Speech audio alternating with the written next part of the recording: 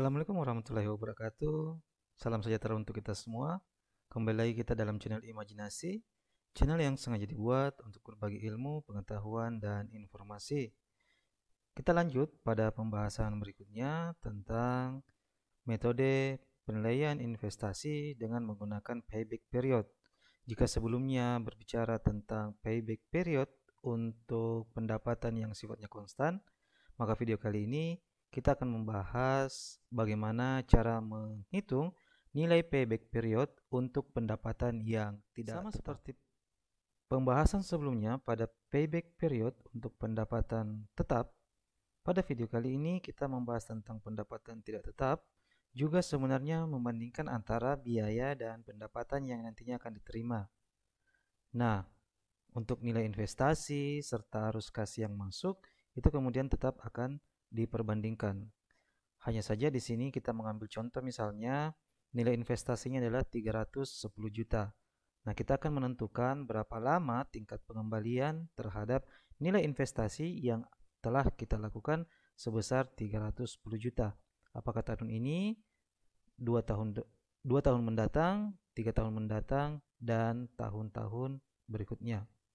Seperti biasanya, juga menggunakan limit waktu jika perhitungan payback period untuk pendapatan tidak tetap lebih kecil daripada limit waktu yang ditentukan, maka sifatnya layak untuk diterima. Namun jika nilai payback period lebih besar daripada limit yang ditentukan, maka investasi tersebut tidak layak untuk diterima. Bagaimana cara menghitung untuk payback period dengan pendapatan tidak tetap? Di sini kita bisa mengilustrasikan bahwa misalnya kita memiliki investasi dengan tingkat nilai tertentu. Kemudian kita nantinya akan mengurangi dengan setiap pendapatan yang kita terima pada tahun-tahun berikutnya. Ini salah satu formulasi yang digunakan untuk menghitung berapa nilai payback period untuk pendapatan yang sifatnya tidak tetap. Ada investasi dikurang dengan arus kas di tahun pertama yang hasilnya menjadi sisa investasi, kemudian dikurang dengan arus kas pada tahun kedua, hasilnya kemudian adalah sisa investasi, dan begitu seterusnya hingga pada angka tertentu. Bagaimana cara menghitungnya? Kita langsung saja dengan menggunakan format Excel. Untuk simulasi kita kali ini adalah misalnya nilai investasi adalah 310 juta. Pada tingkat bunga yang berlaku adalah sebesar 13%. Di sini terlihat data bahwa terdapat earning after tax atau pendapatan pada tahun pertama adalah 40.517.205 rupiah. Untuk tahun kedua sebesar 62 juta, tahun ketiga 66 juta, tahun keempat 94 juta, dan tahun kelima 125 juta. Pada tingkat depresiasi sebesar 16.960.000 rupiah setiap tahunnya. Di sini terlihat bahwa terdapat earning after tax atau tingkat pendapatan yang sifatnya tidak konstan. Bagaimana kita menghitung payback period dengan kasus seperti ini? Sebelumnya, kita tentukan dulu atau kita hitung dulu kas bersih dari kasus ini.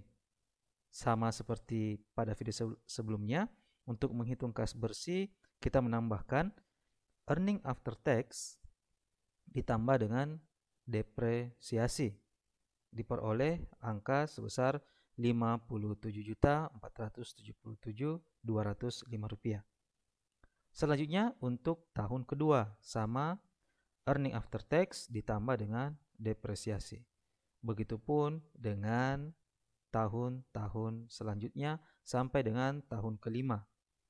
Earning after tax ditambah depresiasi. Ketika nilai kas bersih telah diterima untuk masing-masing tahun, kemudian kita mengurangkan dengan nilai investasi di awal periode. Di sini sudah terlihat terbentuk format berdasarkan formulasi sebelumnya, kita tinggal masukkan nilai investasi adalah sebesar 310 juta. Untuk prosit T-1 atau arus kas bersih pada tahun pertama sebesar Rp57.477.205.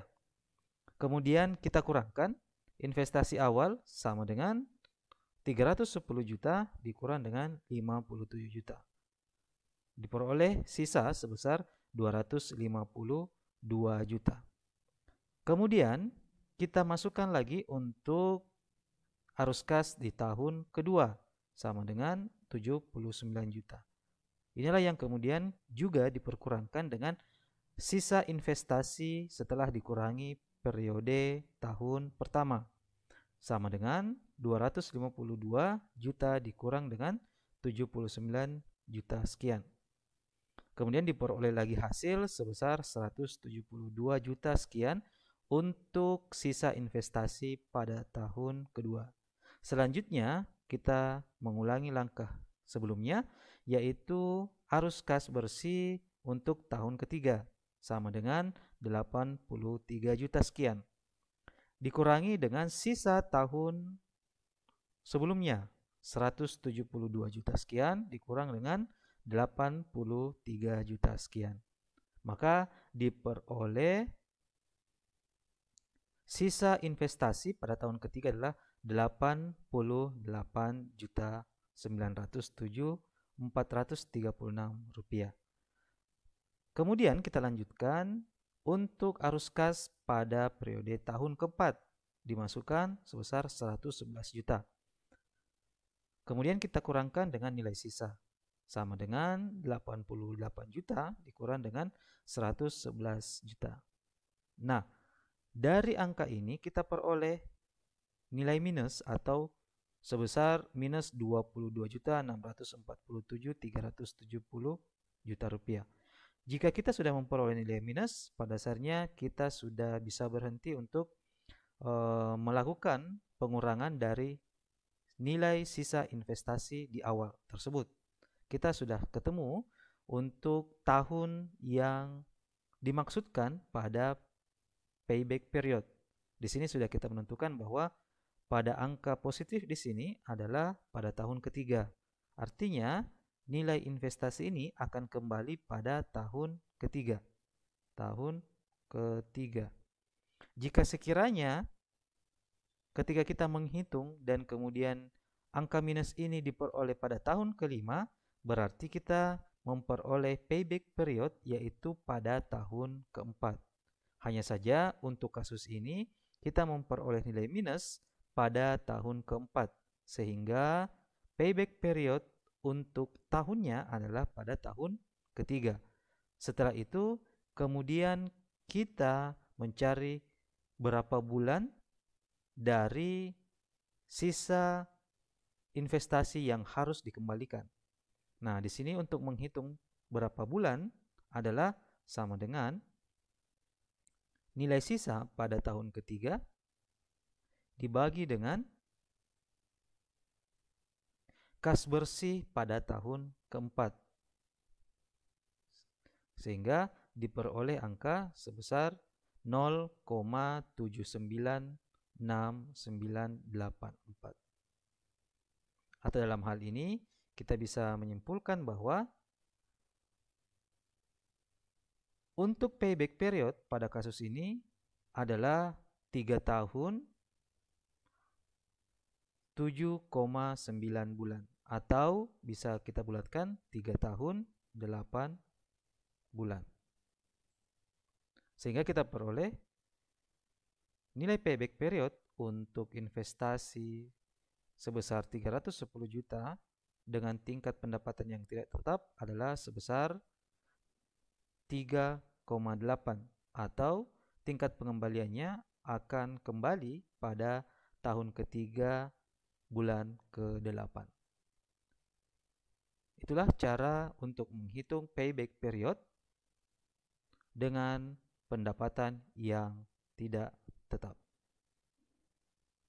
Terima kasih banyak telah menyaksikan Channel Imajinasi, channel yang sengaja dibuat untuk berbagi ilmu, pengetahuan, dan informasi. Wassalamualaikum warahmatullahi wabarakatuh.